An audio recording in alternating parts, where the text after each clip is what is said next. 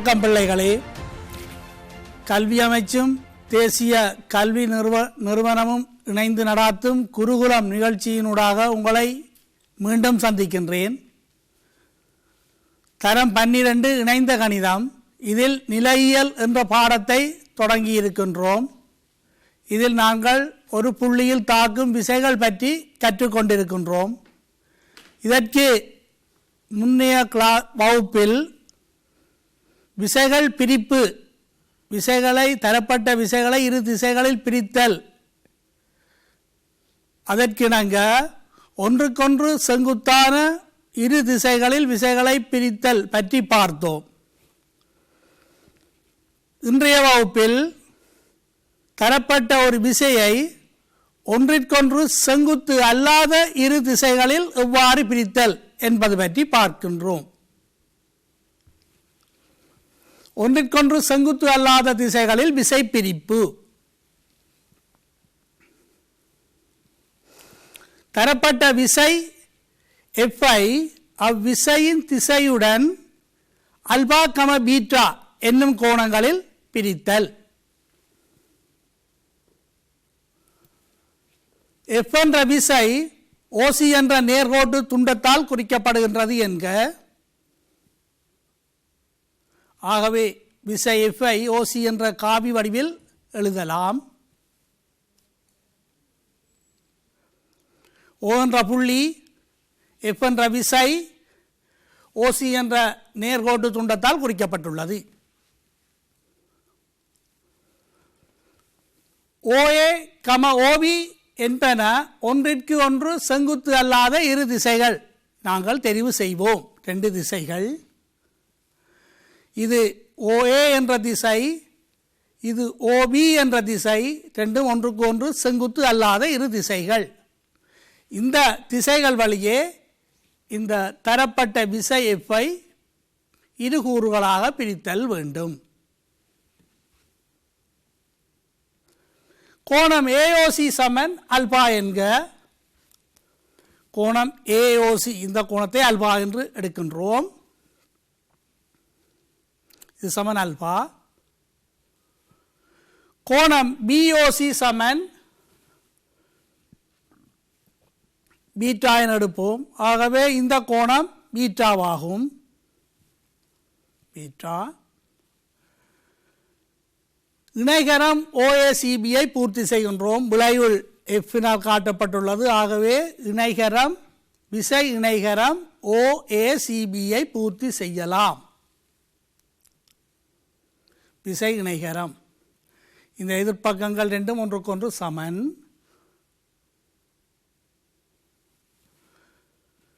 OCA என்ற கோணத்தின் பருமன் யாது? கேள்வி அடையாளமிடப்பட்ட இந்த கோணத்தினுடைய பருமன், OCA-யின் பருமன் யாது?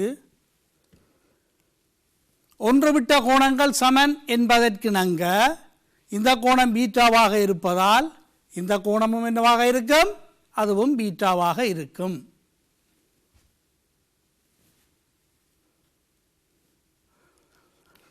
OAC, கோணம் OAC-யின் பருமன் யாது? இங்கு படத்திலே சிவப்பு நிற கேள்வி அடையாளத்தினால் காட்டப்பட்டுள்ள இந்த கோணத்தினுடைய பருமன் யாது?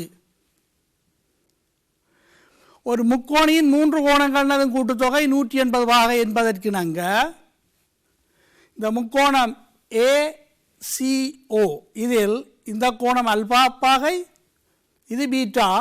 ஆகவே இந்த கேள்வி அடையாளமிடப்பட்ட இந்த கோணம் இந்த 2 கோணங்கள் அல்பாவையும் பீட்டாவையும் கூட்டி 180 கழித்தல் வேண்டும்.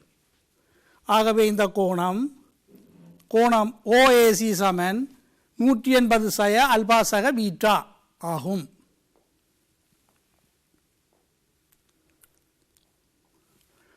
இப்போது முக்கோணம் OAC-ஐ கருதுக. மஞ்சள் நிறத்தினால் நிலைக்கப்பட்டுள்ள இந்த முக்கோணத்தை கருதுக.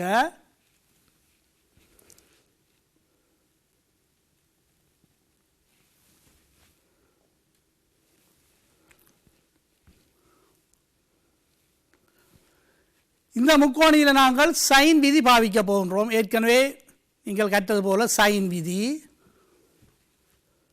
சைன் விதி என்பது முக்கோணம் ஏபிசி 3 கோணங்கள் இருக்கின்றது. ஏபிசி என்ற கோணங்கள் ஏ என்ற கோணத்திற்கு எதிரான பக்கம் ஏ, பி என்ற கோணத்துக்கு எதிரான பக்கம் பி, சி என்ற கோணத்துக்கு எதிரான பக்கம் சி ஆக இருந்தால் இந்த சைன் விதி பக்கம் ஏயின் கீழ் சைன் ஏ சமன் பக்கம் பியின் கீழ் சைன் பி சமன் பக்கம் சியின் கீழ் சைன் சி. இதனை இந்த சைன் விதியை நாங்கள் இப்போது இந்த முக்கோணத்திற்கு பாவிக்கின்றோம்.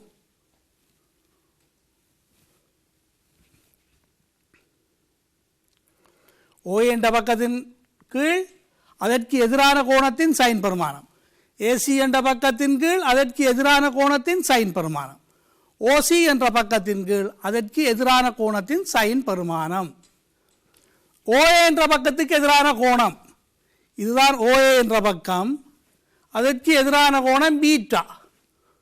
ஆகவே அந்த சைன் பெருமானம் சைன் பீட்டா. ஆகவே ஓஏயின் கீழ் சைன் பீட்டா. அடுத்ததாக ஏசி என்ற பக்கத்திற்கு எதிரான கோணம், இங்கு ஏசி என்பது இந்த பக்கம், ஏசி இந்த பக்கத்திற்கு எதிரான கோணம் அல்பா, அதனுடைய சைன் சைன் அல்பா. ஆகவே ஏசியின் கீழ் சைன் அல்பா. ஓசி என்ற பக்கத்துக்கு எதிரான கோணம், ஓசி என்ற பக்கம் இந்த மூலை விட்டம், அதற்கு எதிரான கோணம் 180 சய அல்பா சக பீட்டா, அதனுடைய சைன் பெருமானம் சைன் 180 சய அல்பா சக பீட்டா.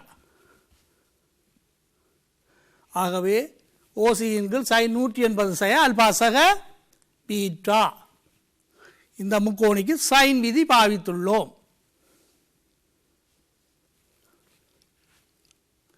ஏற்கனவே எங்களுக்கு தெரியும் ஓபியும் ஏசியும் ஒன்றுக்கொன்று சமன், ஓபியும் ஏசியும் ஒன்றுக்கொன்று சமன். ஆகவே இந்த ஏசிக்காக வேண்டி நாங்கள் ஓபியை பிரதியீடு செய்யலாம். அத்துடன் சைன் 180 சை டீட்டா சமன் சைன் டீட்டா எனவும் தெரியும். ஆகவே இதனை நாங்கள் இங்கு பிரதியிடும் போது ஓஏயின் கீழ் சைன் பீட்டா, ஓபியின் கீழ் சைன் அல்பா, இங்கு ஏசிக்காக வேண்டி நான் ஓபியை பிரதியிட்டிருக்கின்றேன், ஓபியின் கீழ் சைன் அல்பா இது சமன் ஓசியின் கீழ் சைன் 180 சை அல்பா சக பீட்டா, அது சைன் அல்பா சக பீட்டாவுக்கு சமனாகும்.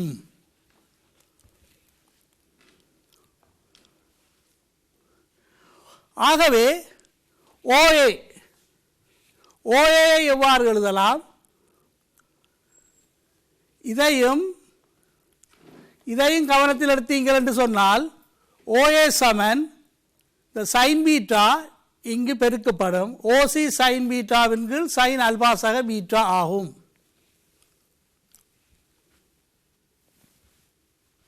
இதேபோல் ஓபி என்பது இதனையும் கருதும் போது ஓபி என்பது இங்கு சைன் அல்பா பிரிக்கப்பட்டது, இங்கு பெருக்கப்படும், ஓசி சைன் அல்பாவின் கீழ் சைன் அல்பா பிளஸ் பீட்டா ஆகும். ஓபி என்பது ஓசி சைன் அல்பாவின் கீழ் சைன் அல்பா பிளஸ் பீட்டா.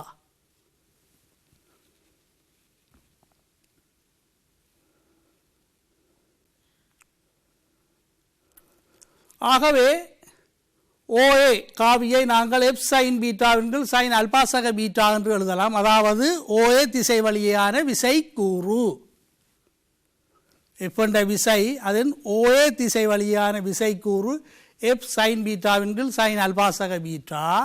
இதேபோல் ஓபி திசை வழியான விசை கூறு ஓசிக்காண்டி எஃப்ஐ பிரதியிடுகின்றேன், எஃப் சைன் அல்பாவின் கீழ் சைன் அல்பா சக பீட்டா ஆகும். இதுதான் தரப்பட்ட ஒரு விசையை செங்குத்து அல்லாத இரு திசைகளில் பிரிக்கும் விசை கூறுகள். ஒரு உதாரணம் ஒன்று பார்ப்போம். ஒரு எக்ஸாம்பிள், 24 நியூட்டன் விசையை அதனுடன் 30 பாகை 45 பாகை கோணங்களை ஆக்கும் இரு திசைகளில் பிரிக்க. 24 நியூட்டன் விசை தந்திருக்கின்றது. 30 பாகை 45 பாகை என்ற இரு திசைகளில் பிரிக்க வேண்டும். இது ரெண்டும் ஒன்றுக்கொன்று செங்குத்து அல்லாத திசைகள். ஏனெனில் 30, 45, 75 பாகை 90 பாகை அல்ல.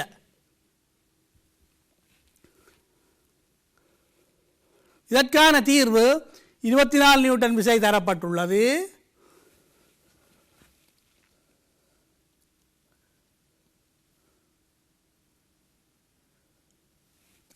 நியூட்டன் விசை 30 பாகை 45 பாகை ஆக்கும் இரு திசைகள். இந்த இரு திசைகள் வழியே இதனை நாங்கள் பிரிக்கப் போகின்றோம். ஆகவே இந்த 24 நியூட்டனை விளைவுளாக கொண்ட ஒரு விசை இணைகரத்தை உருவாக்குகின்றோம். ஒரு இணைகரத்தை பூர்த்தி செய்கின்றோம். ஆகவே இந்த 24 நியூட்டனின் இந்த 30 பாகையுடன் ஆக்கும் திசையிலான விசைக்கூறை F எனவும் 45 பாகை திசையில் ஆக்கும் விசைக்கூறை F2 எனவும் கொள்வோம். இங்கு F1ஐயும் F2ஐயும் காணுதல் வேண்டும்.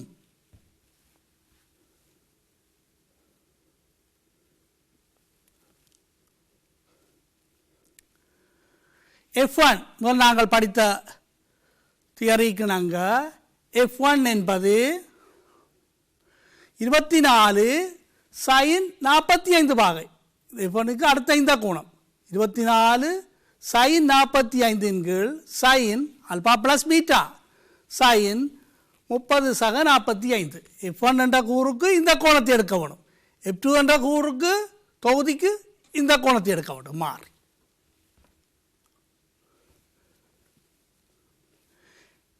ஆகவே F1 இதை நாங்கள் சுருக்கும் போது 24 sin 45 sin 30 45 75 பாகை. 24 sin 45 sin 75 பாகை.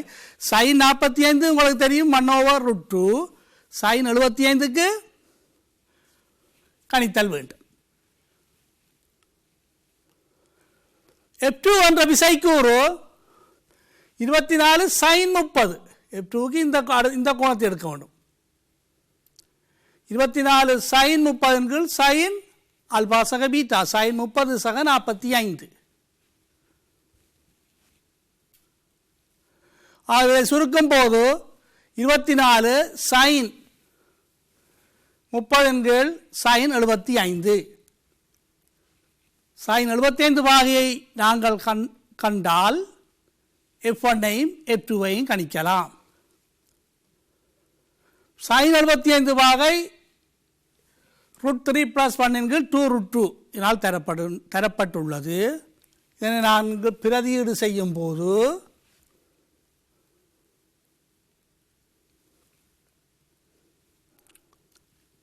F1 என்பது 24 sin 45 sin 75. 24 தர sin 45 என்ற 1/√2 இதன் கீழ் sin 75 sin 75க்காக இங்கே பகுதி எண்ணில் √3 + 1 2√2. இதனை மேலும் சுருக்கும் போது √2 கேன்சல் ஆகும். 24 இங்கே கீழே உள்ள 2 மேலே உள்ள 24 பெருக்கப்பட்டால் 48 கீழ் √3 + 1 நியூட்டன். அதாவது இந்த 24 நியூட்டன் விசையின் 30 பாகை ஆக்கும் திசையுடனான விசைக்கூறு 48 கீழ் √3 + 1 நியூட்டன். அதே மாதிரி F2ஐ கணிக்க வேண்டும். இதில் பிரதியீடு செய்கின்றோம். F2 sin 30 அரை என்று தெரியும். sin 75க்கு இந்த பெருமானத்தை போடுகின்றோம்.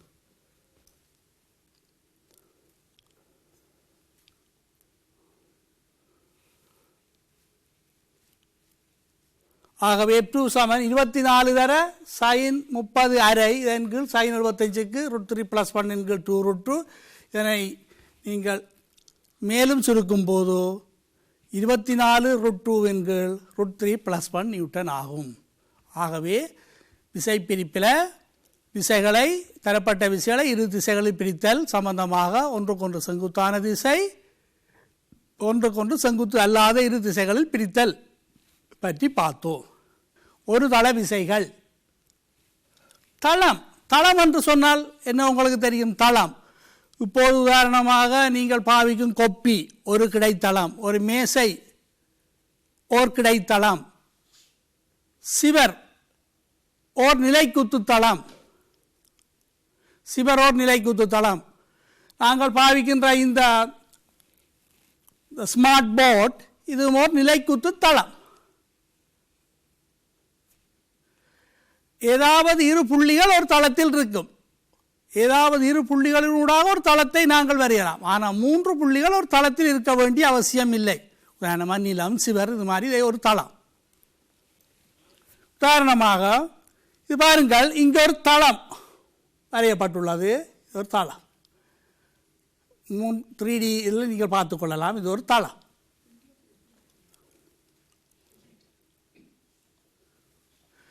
ரைட். பி என்ற புள்ளியை இந்த தளத்தில் கருதுக. ஒரு துணிக்கை இருக்கின்றது, அந்த துணிக்கை பி ஒரு புள்ளியால் கருதுகின்றோம். ஆகவே பி என்ற புள்ளியை இந்த தளத்திலே கருதுகின்றோம். இந்த பி என்ற துணிக்கை, பி என்ற புள்ளி இந்த தளத்தில் இருக்கின்றது. இப்படி காணலாம். இது கிடைப்பகுதி பார்க்கலாம் சைட்டா.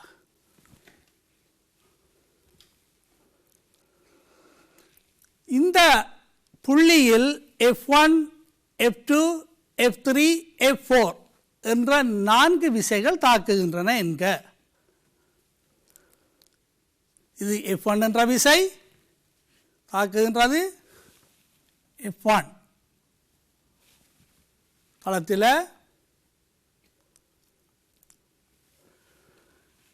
அடுத்ததாக F2 என்ற விசை, இதில் F2 என்ற விசை தாக்குகின்றது. இது F2 என்ற விசை. F3 என்ற விசை நீல நிறத்தினால் காட்டப்பட்டுள்ளது. F3 என்ற விசை. F4 என்ற விசை. 4 விசைகள் இந்த தளத்தில் தாக்குகின்றன ஒரு புள்ளியில்.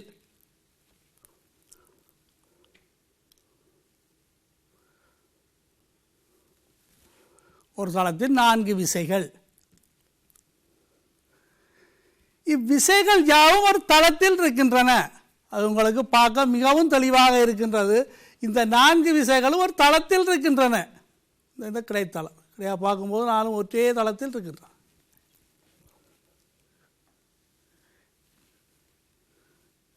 இவ்விசைகள் ஒரு தள விசைகள் ஆகும். அதாவது 4 விசைகளும் ஒரு தளத்தில் தாக்கும் போது அவ்விசைகளை நாங்கள் ஒரு தள விசைகள் என்கின்றோம். ஒரு தள விசைகள். ஆகவே உங்களுக்கு ஒரு தள விசைகள் என்றால் நன்றாக விளங்கி இருக்கும் என நினைக்கின்றேன். அடுத்ததாக ஒரு தளத்தில் அமையாத விசைகள் பற்றி பார்க்கவிருக்கின்றோம். ஒரு தளத்தில் அமையாத விசைகள் இது எவ்வாறு இருக்கும்? ஒரு தளத்தில் அமையாத விசைகள் என்றால், ஒரு தளம் என்றால் உங்களுக்கு என்னவென்று தெரியும்.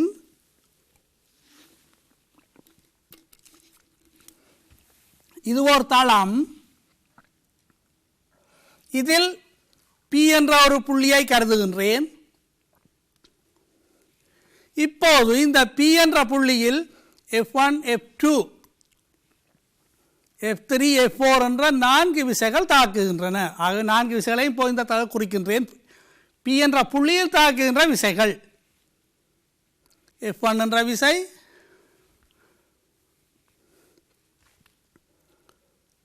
F2 என்ற விசை, F3 என்ற விசை, F4 என்ற விசை. 4 விசைகளையும் கவனியுங்கள். இந்த 4 விசைகளும் ஒரு தளத்தில் இருக்கின்றனவா? இல்லை. 2 விசைகள் ஒரு தளத்தில் இருக்கின்றது. F1 F2 என்ற 2 விசைகளும் ஒரு தளத்தில் இருக்கின்றது. ஆனால் இந்த 4 விசைகளும் ஒரு தளத்தில் இல்லை. ஏதாவது 2 விசைகள் கட்டாயம் ஒரு தளத்தில் இருந்து ஆகத்தான் வேண்டும். ஆகவே இந்த 4 விசைகளும் ஒரு தளத்தில் அமையாதபடியால் இதனை நாங்கள் ஒரு தள விசைகள் அல்ல என குறிப்பிடுகின்றோம். ஒரு தள விசைகள் என்றால் என்ன, ஒரு தள விசைகள் அல்ல என்றால் என்ன என்று உங்களுக்கு நன்றாக விளங்கி இருக்கும். புள்ளி ஒன்றில் தாக்கும் ஒரு தள விசை தொகுதியின் விளைவில், ஆக உங்களுக்கு ஒரு தள விசைகள் என்றால் விளங்கி இருக்கும். ஒரு புள்ளியில் பல ஒரு தள விசைகள் தாக்குகின்றன, 3க்கும் மேற்பட்ட விசைகள். இந்த விளைவுகளை இவ்வாறு காணலாம்.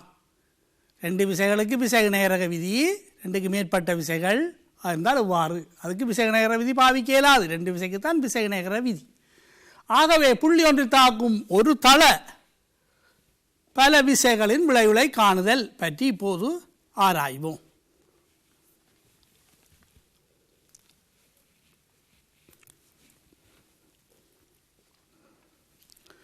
OXY என்பது ஒரு செவ்வக ஆள்கூற்று தளம் என்க.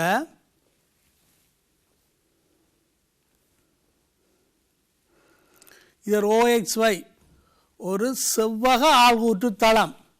பொதுவாக செவ்வக ஆள்கூற்று தளம் கிடை அச்சு எக்ஸ் அச்சாகவும் நிலைக்குத்து அச்சு y அச்சாகவும் உள்ளது. OX கிடை அச்சு, OY நிலைக்குத்து அச்சு. இது ஒரு செவ்வக ஆள்கூற்று தளம்.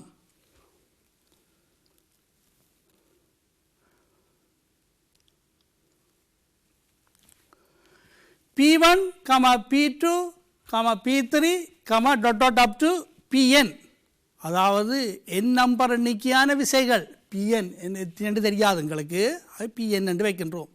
பல எண்ணிக்கையான விசைகள் அதை வர குறிக்கின்றோம்.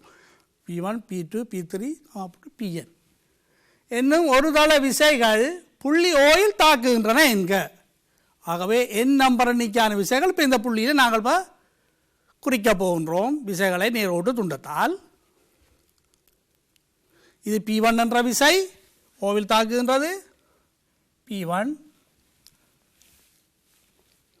P2 என்ற விசை இந்த திசையை தாக்குகின்றது. இது P3 என்ற விசை, அவ்வாறு P4 விசை, P5, P6, ஆறு Pn, கடைசி Pn என்னாவது விசை இவ்வாறு தாக்குகின்றது.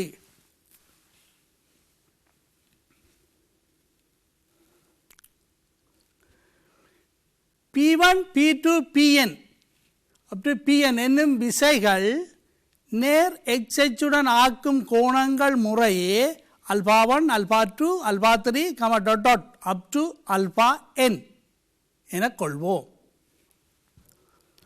அதாவது P1 என்ற விசை எக்ஸ் அச்சுடன் ஆக்கும் கோணம் α1, இதுதான் α1. ஆகவே α1 என்பது இது.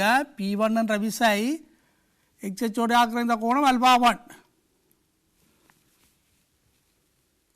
அதேபோல் P2 என்ற விசை எக்ஸ் அச்சுடன் ஆக்கும் கோணம் முறையே தானே. ஆக P2க்கு α2, P2 என்ற விசை நேர் எக்ஸுடன் ஆக்கும் கோணம் இது α2 வச்சுக்கொள்ளுங்கள். தான் α2 எக்ஸ் அச்சுடன் ஆக்குற இந்த கோணம் α2. P3 என்ற விசை எக்ஸ் அச்சுடன் ஆக்கும் கோணம் α3, இது α3.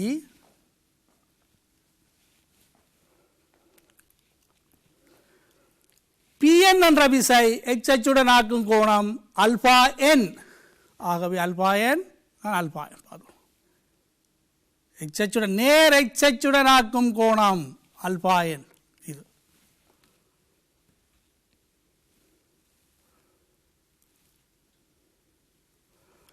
இப்போது இந்த தரப்பட்ட விசைகள் எல்லாவற்றையும் நான் OXன் திசை வழியே பிரிக்கின்றேன். விசை பிரிப்பு ஏற்கனவே படித்து விட்டோம். ஒரு விசையை தரப்பட்ட கிடைக்கூர்ணன் F cos θ, நிலைக்குத்தாக F sin θ என பிரிக்கலாம் என்று சொல்லி, தரப்பட்ட எண் தொகுதி விசைகளையும் இந்த கிடை திசையில் பிரிக்கின்றேன். P1 இன் இந்த கிடைக்கூறு வழியே பிரித்தது P1 cos α1 என்று வரும். ஆகவே மொத்த கூறுகள் x என எடுப்போம். x என்றால் இந்த P1 இன் x வழியே பிரித்த விசைக்கூறு P1 cos α1, P2 இன் x அச்சின் வழியே பிரித்த விசைக்கூறு P2 cos α2, P3 என்ற விசையின் x அச்சின் வழியே பிரித்த விசைக்கூறு இது cos α3, P3 cos α3. அவ்வாறு கடைசி விசை என்னாவது விசையின் எக்ஸ் அச்சின் வழியே பிரித்த விசைக்கூறு எவ்வாறு இருக்கும்? Pn cos αn என வரும்.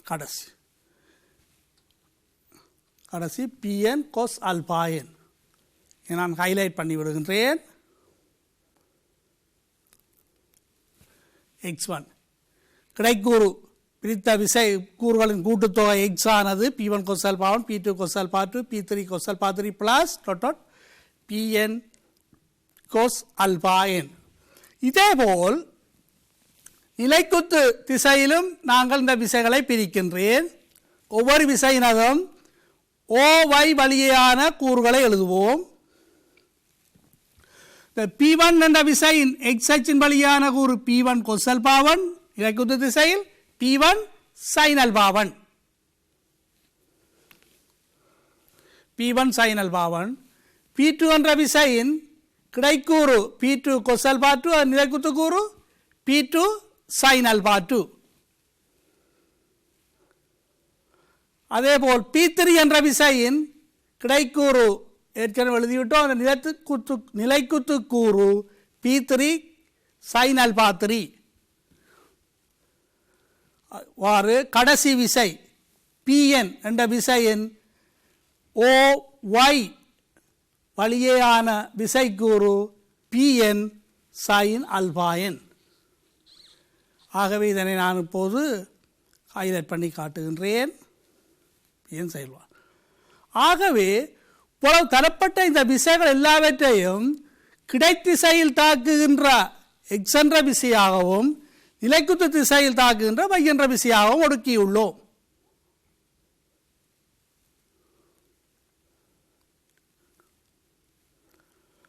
ஆகவே சிறிய ஒரு படம் வரைகின்றேன். இது O என்ற புள்ளியில் எல்லா தாகையும் கிடைத்த OX என்ற திசை வழியே எக்ஸும் OY என்ற திசை வழியே வையாகவும் பிரித்துள்ளோம். இந்த x என்பது இந்த பெருமானம், இந்த y என்பது இந்த பெருமானம். ரெண்டு விசைகள் தாக்குகின்றன ஒரு புள்ளியில் ரெண்டு விசைகள் தாக்கினால் உங்களுக்கு காண தெரியும் விசை இணைகர விதி. ஆகவே விசை இணைகர விதிக்கு ஏற்ப XY என்னும் பிரித்த விசைக்கூறுகளுக்கு ஒரு விளைவுள் இருக்கும் R, இதை R என்போம். விளைவுள் R ஆனது விளைவுளுக்கு நாங்கள் பருமனும் கொடுக்க வேணும், திசையும் கொடுக்க வேணும். கோணம் திசை என்பது ஒரு காவி கணியம். இந்த விளைவுள் R ஆனது இந்த OX உடன் ஆக்கும் கோணம் தீட்டா. இந்த கோணம் தான் தீட்டா.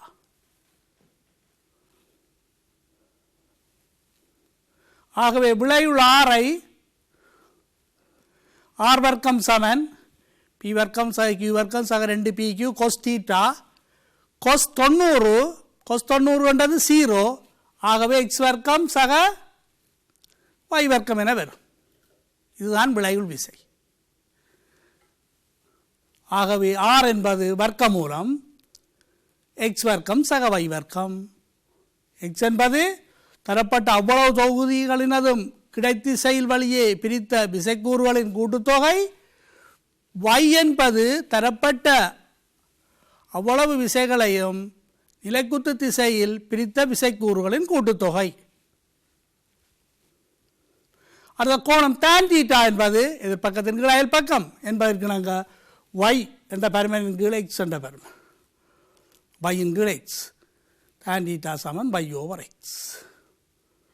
ஆகவே புள்ளி ஒன்றில் தாக்கும் பல ஒரு தள விசைகளின் விளைவுகளை காண்பதற்கு ஏதாவது இரு திசைகளில் செங்குத்தான திசைகளில் விசைக்கூறுகளை பிரித்து அதற்கு பிறகு நாங்கள் விசை நேர்கர விதி பாவிக்கின்றோம்.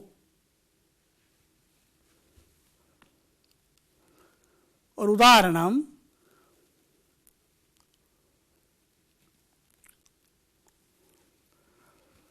ஒரு நியூட்டன், 2 நியூட்டன், 3 நியூட்டன், 3 விசைகள் என்னும் விசைகள் AP, AQ, AR என்ற திசைகள் வழியே புள்ளி ஏயில் தாக்குகின்றன. இங்கு கோணங்களின் பருமன்கள் தந்திருக்கு. PIQ என்ற கோணம் 60 பாகையும் PAR என்ற கோணம் 90 பாகை எனவும் தரப்பட்டுள்ளது. கேள்வி, விளைவுள் விசையை காண்க. விளைவுள் விசையை காண்க. விளைவுள் விசை என்று சொன்னால் பருமனும் காண வேண்டும், திசையும் காண வேண்டும். விசையின் பருமனை காண்க என கேட்டால் தனியாக பருமனை மாத்திரம் கொடுக்கலாம், திசை தேவையில்லை. இங்கு விளைவுளை காண்க. ஆகவே விளைவுடைய பருமனையும் திசையையும் கணிக்கப் போகின்றோம். 3 விசைகள் தாக்குகின்றது. ஆகவே கிடையாகவும் நிலைக்குத்தாகவும் பிரிக்கப் போகின்றோம். பிரித்து போட்டு 2 விசையாக்கி போட்டு விசை இணைகர விதி பாவிக்கின்றோம். 3 விசைகள், மிகவும் எளிய வினா. இதற்கான தீர்வு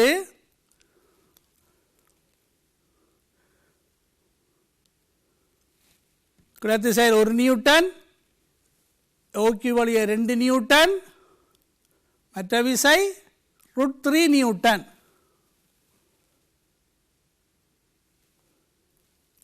√3 நியூட்டன். இடைப்பட்ட கோணங்கள் தரப்பட்டுள்ளது. PAQ என்பது 60 பாகை எனவும் PAR 90 பாகை. PAR இது 90 பாகை எனவும் தரப்பட்டுள்ளது. ஆகவே இந்த கோணத்தை கணிக்கலாம். இது 30 பாகை என்ன. சரி, அடுத்து நாங்கள் செய்ய வேண்டியது 2 செங்குத்தான திசை வழியே பிரிக்க போகின்றோம். விசை இணைகர விதி மூலம் விளைவுகளை காண்பதற்கு கிடைத்திசையில் பிரிக்கின்றோம். கிடைத்திசையில் பிரிக்கும் போது இந்த P இந்த கூறு அவ்வாறே வரும். P பிரித்த விசைக்கூறு என்ற கூட்டுத்தொகை X என்போம். X என்று போட்டுட்டு தனித்தனியே விசைக்கூறு P என்பது இங்கே 1 நியூட்டன் அல்லது AP என்ற திசையில் 1 நியூட்டன். 1 நியூட்டன் சக இந்த 2 நியூட்டனின் கிடைத்திசை வழியேயான விசைக்கூறு 2 cos 60. √3 நியூட்டனின் கிடைத்திசை வழியான கூறு √3 cos 90, cos 90. இதை மேலும் சுருக்கும்போது cos 90 எங்களுக்கு தெரியும் 0. ஆகவே இது சமன் 1 சக 2 தடவை cos 60 என்பது அரை சக √3 into cos 90 0. மேலும் சிறுக்கும் போது இந்த கணியம் 0 ஆகும். 2 தர அரை 1 ஒன்றையும் கூட்டினால் 2. ஆகவே கிடைத்திசை வழியே பிரித்த விசைக்கூறுகளின் கூட்டுத்தொகை 2 நியூட்டன். அடுத்ததாக ஏபிக்கு செங்குத்தான திசை, அதாவது இந்த ஏஆர் என்ற திசையின் வழியே விசைகளை பிரிக்கின்றேன். பிரித்த விசைக்கூறுகள் என்ற கூட்டுத்தொகையை y என்க. ஆகவே y சமன் √3 சக இதன் 2 cos 60 கிடைக்கூறு, 2 sin 60 நிலைக்குத்துக்கூறு. அல்லது இது 30 பாகை என்றபடியால் இதை 2 cos 30 என்றும் எழுதலாம். இடைப்பட்ட கோணம் 30 பாகை தானே. சக இந்த 1 நியூட்டனை இந்த 90 பாகை திசை வழியே பிரிக்க போகிறேன். 1 cos 90, 1 cos 90.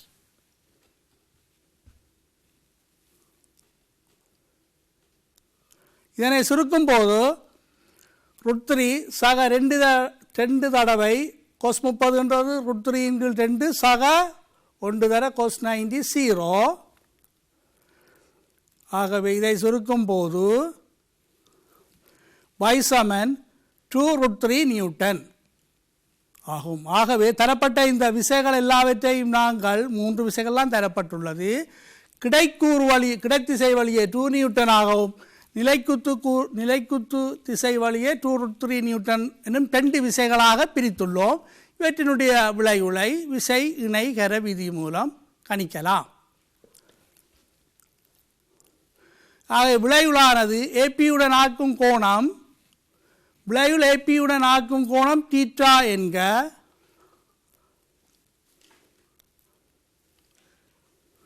விளைவுளை காணலாம். ஆர் வர்க்கம் சமன் கிடைக்கூறு வழியான பிரித்த கூறின் வர்க்கம் சக நிலைக்குத்து திசை வழியே பிரித்த கூறின் வர்க்கம். 2 வர்க்கம் சக 2√3 இன் வர்க்கம்.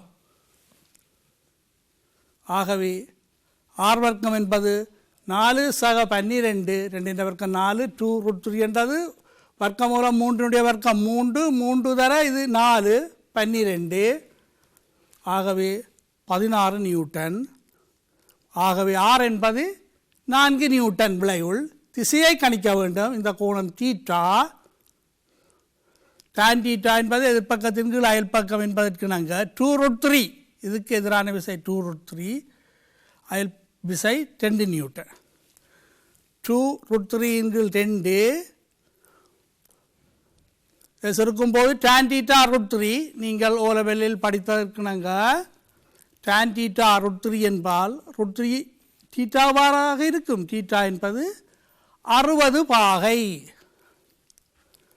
ஆகவே தரப்பட்ட 3 விசைகளையும் நாங்கள் விசை 2 விசைகளாக மாற்றி விசை இணைகர விதியை பாவித்து பருமனையும் திசையையும் கண்டுள்ளோம். ரைட். அடுத்ததாக இன்னொரு உதாரணம் பார்க்கவிருக்கின்றோம். ABCDE ஓர் ஒழுங்கான அறுகோணி. ABCD ஓர் ஒழுங்கான அறுகோணி. இதில் 5 விசைகள் தாக்குகின்றன. 2 newton, 4√3 newton, 8 newton, 2√3 newton, 4 Newton.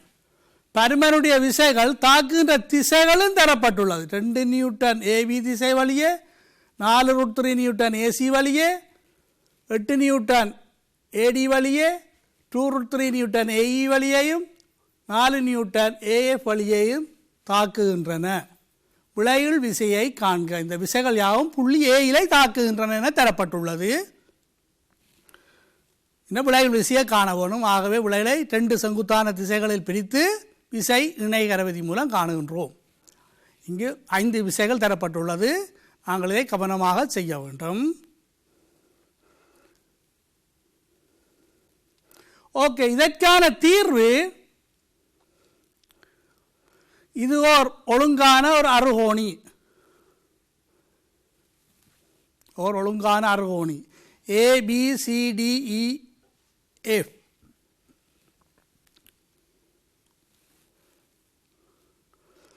AB வழியே 2 நியூட்டன்,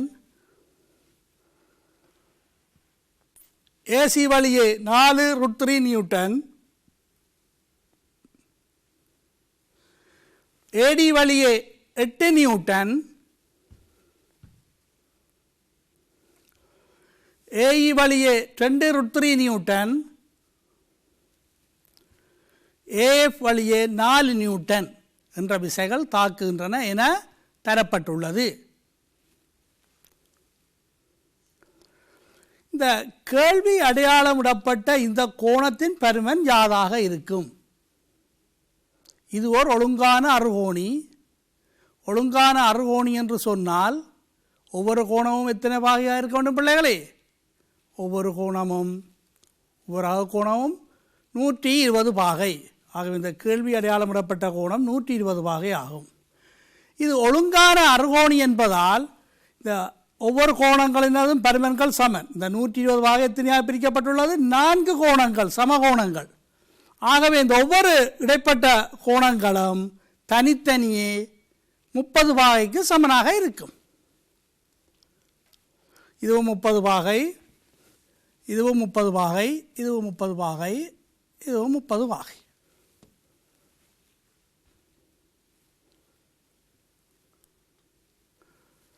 கோணம் BAயின் பருமன் யாது? கோணம் BAE எங்கே இருக்கின்றது? BAE BAE 30 சக 30 சக 30 90 பாகை. BAE என்பது 90 பாகை. ஆகவே நாங்கள் விசைகளை பிரிப்பதற்கு 2 செங்குத்தான திசைகள் எடுக்க வேண்டும்.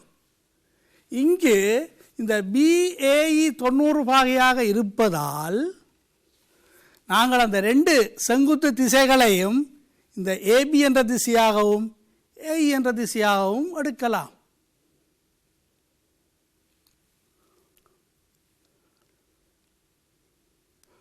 ஆக விசைகளை AB திசை வழியேயும் AE திசை வழியையும் பிரிக்கப் போகின்றோம்.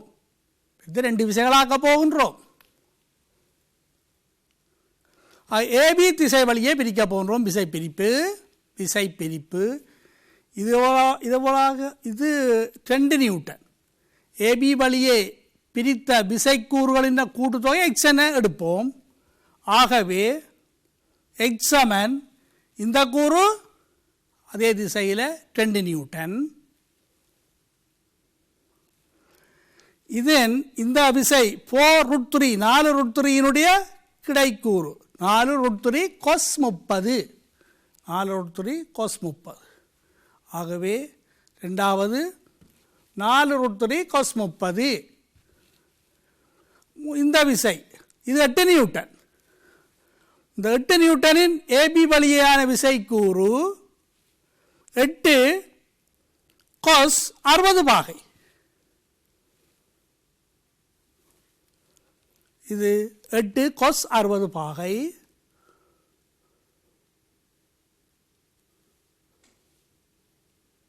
சக 2√3 இதனுடைய கிடைவெளியை பிரித்த கூறு 2√3 cos 90. உண்மையில் அது cos 90 0. ஆகவே செங்குத்து திசை வழியே விசைக்கூறு வராது எனவும் எடுக்கலாம், 0 எனவும் எடுக்கலாம். 2√3 cos 90 என்று போட்டு 0 காட்டலாம். நாங்கள் கொஞ்சம் பழக்கம் வந்த பிறகு நாங்கள் அந்த விசைக்கூறை போடாமல் விடலாம். ஆரம்பம் என்றபடியாக நீங்கள் அப்படி போட்டு பழகலாம்.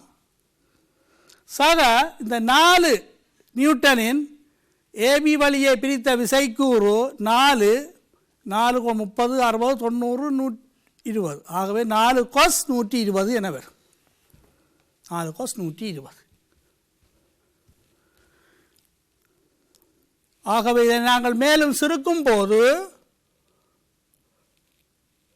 இந்த x என்பது அதாவது ஏபி வழியே பிரித்த விசை கூறுகளின் கூட்டுத்தொகை என்பது இது 2 4√3 cos 30க்காக வேண்டி √3/2 போடுகின்றோம். சக 8 cos 60 8 cos 60க்கு 8 தர அரை. சக 2√3 சக 4 தர இந்த கூறு 0 ஆகும். ஆகவே 4 தடவைகள் cos 120க்காக வேண்டி மறை அரை பெருமானம் போடுகின்றோம். இது x என்ற விசை கூறு. இதை மேலும் சுருக்கும் போது 2 இது √3 பெருக்க 3 வரும். 3 2 பெருக்கினால் 6. இது 4. கடைசியில் 4 மறை அறையால் பெருக்கும் மறை 2 என வரும். ஆகவே x என்பது மேலும் சுருக்கும் போது 10 நியூட்டன் ஆகும். ஏபி வழியே பிரித்த விசைக்கூறுகளின் கூட்டுத்தொகை 10 நியூட்டன். அடுத்ததாக ஏஇ என்ற திசை வழியே பிரிக்கப் போகின்றோம். ஏஇ என்ற திசை வழியே பிரித்த விசைக்கூறுகளின் கூட்டுத்தொகையை நாங்கள் y என எடுப்போம். ஆகவே முதலாவது இது 2 நியூட்டனுக்கு நிலைக்குத்து கூறு வராது. 2 cos 90 என்று சொன்னாலும் 0 இருக்கும். ஆகவே நிலைக்குத்து